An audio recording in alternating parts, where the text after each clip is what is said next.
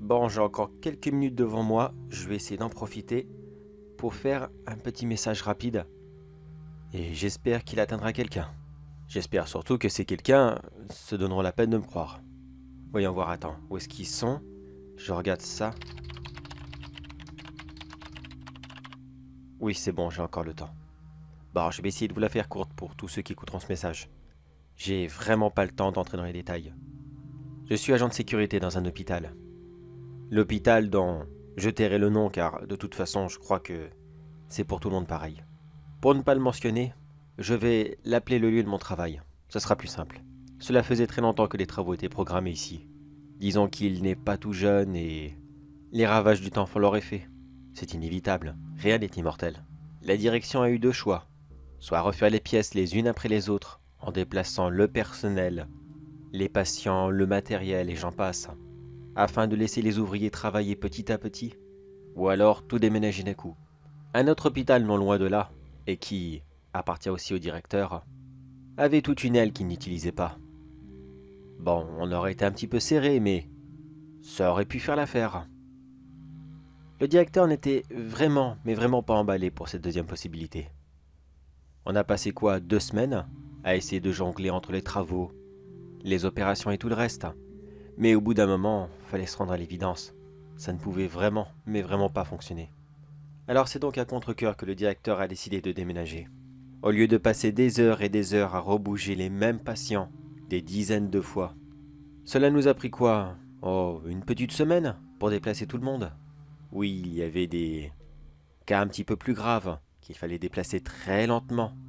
Mais dans l'ensemble, tout s'est bien passé. L'organisation était très correcte. Les nouveaux patients qui arrivaient allaient directement à l'autre hôpital.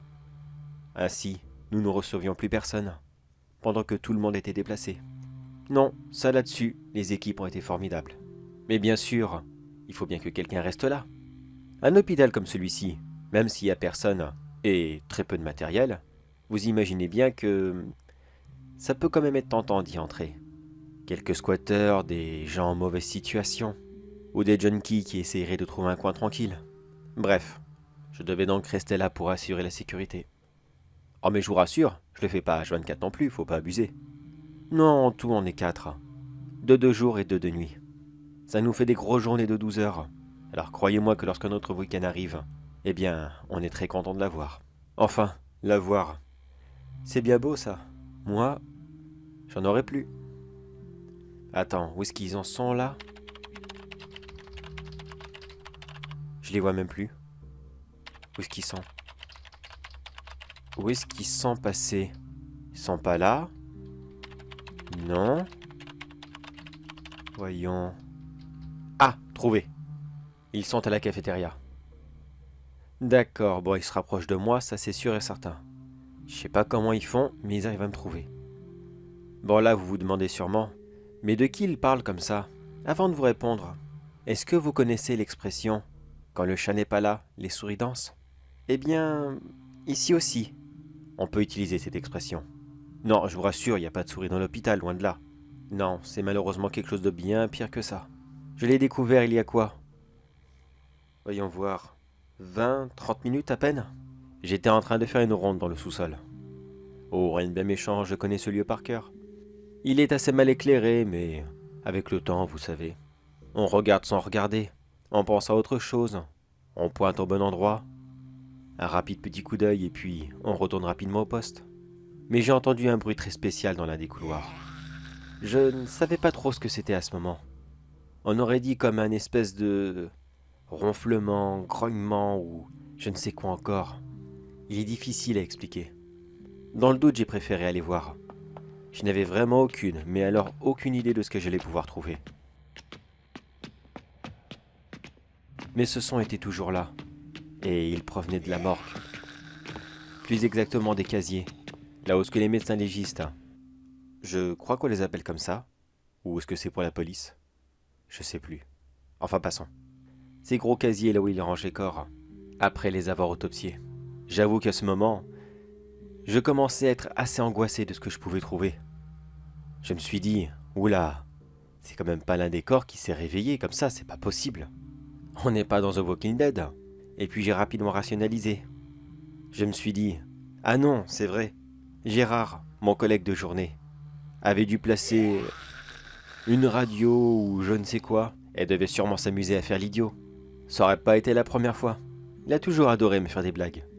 Et croyez-moi qu'à ce moment, j'aurais vraiment tout donné pour que ça soit une blague. Avec toute confiance, et sans y réfléchir, j'ai ouvert le placard, et j'ai étiré un grand coup le corps afin de le sortir. Je l'ai très rapidement éclairé avec ma torche, afin d'éteindre l'éventuelle radio, ou petit jouet, mais il n'y avait rien du tout. Juste ce corps qui me regardait de ses grands yeux vides. Il a rapidement fait quelques mouvements maladroits, et il est tombé sur le sol. Effrayé, j'en ai fait un bond en arrière, et à mon tour je suis aussi tombé sur le sol, plus exactement sur les fesses. Je vous dirais bien que ça faisait mal, mais j'étais tellement surpris que il aurait pu m'étrangler sur place, je n'aurais rien senti. J'étais complètement paralysé par la peur. Cette créature, quoi qu'elle était, se relevait très difficilement, tout en s'appuyant sur les autres placards. Placard, tiroir, excusez-moi, je sais plus exactement comment ça s'appelle. Je l'imaginais déjà me sauter dessus et me dévorer sur place. Mais non. Il a commencé à tapoter sur les autres, cherchant un petit bruit, et quand celui-ci résonnait de la même façon qu'il l'avait fait, il l'ouvrait très lentement, afin qu'un autre corps tombe de la même façon et se relève aussi difficilement. Cela a duré quoi 5-6 minutes avant que je n'arrive à me relever. Aucun d'entre eux n'a cherché à faire quoi que ce soit. À vrai dire, je ne sais pas du tout s'ils sont agressifs. Mais je pense que ces espèces de zombies revenants, ou je ne sais quoi encore, ne me veulent sûrement pas du bien. C'est peut-être un peu cliché ce que je dis. Mais vous connaissez, vous, un film de zombies à peu près sérieux, où les zombies dedans sont gentils? Et attention, je dis bien à peu près sérieux, pas les horribles nanars qu'on trouve de temps en temps.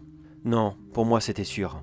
Ces créatures, quoi qu'elles étaient, elles allaient sûrement chercher à m'attraper, et à m'étriper sur place, une fois qu'elles auraient fini de se libérer. J'aurais sûrement dû partir d'ici. Mais, raison professionnelle, je ne pouvais pas laisser cet endroit comme ça. Vous allez sûrement me dire, mais c'est stupide, t'aurais dû partir. Qu'est-ce qui te retenait comme ça? Eh bien, disons que ma situation financière ne me permet pas spécialement de quitter mon poste. Si je m'en vais, que ces créatures retournent à leur place. Parce que oui, qui me dit que ces créatures n'avaient pas déjà l'habitude de sortir de temps en temps et de retourner à leur place? Mais si je perdais mon poste, eh bien croyez-moi que je pouvais aller les rejoindre. Car avec tous les problèmes financiers que j'ai, ce n'est pas une autre vie qui m'attend, mais un véritable enfer. Alors je suis retourné à mon poste de travail. Je me suis barricadé. Et puis j'ai appelé la police. J'ai inventé une excuse idiote. Un groupe de cambrioleurs qui sont entrés dans l'hôpital. Ils sont armés, et moi qui ne le suis pas, j'ai préféré de ne pas intervenir et de les appeler rapidement. Évidemment, je pouvais pas leur dire qu'il y avait des zombies. Mais au moins, ils entreront dans le bâtiment, armés, et ils seront prêts à se défendre. Je ne les envoie pas au casse-pipe. J'espère seulement que eux aussi sont des fans de films de zombies, et qu'ils auront le bon réflexe de tirer. Mais attendez, où est-ce qu'ils sont maintenant? Ils sont dans le couloir. Juste devant moi. Je les entends. Ils toquent à la porte. Vous voyez? Vous voyez, ils sont là pour moi. Bon sang. Combien de temps va prendre la police encore? Je les ai appelés quoi, il y a une dizaine de minutes maintenant? Enfin, je crois. Et bon sang, c'est pas possible, ils m'ont dit qu'ils seraient là rapidement. Heureusement, cette porte est très résistante. Je vais quand même essayer de la barricader. Oui, c'est ça, je vais la barricader avec une chaise. De toute façon, je coupe l'enregistrement ici. Écoutez, si vous entendez ce message, n'oubliez pas que quand les chats ne sont pas là, les souris dansent. Eh bien, c'est pareil avec les morts. Quand les vivants ne sont plus là, eux aussi, ils se mettent à danser. Et si vous êtes à ce moment, et que vous dérangez leur danse, eh bien, croyez-moi que vous serez le prochain à venir danser la valse mortuaire avec eux.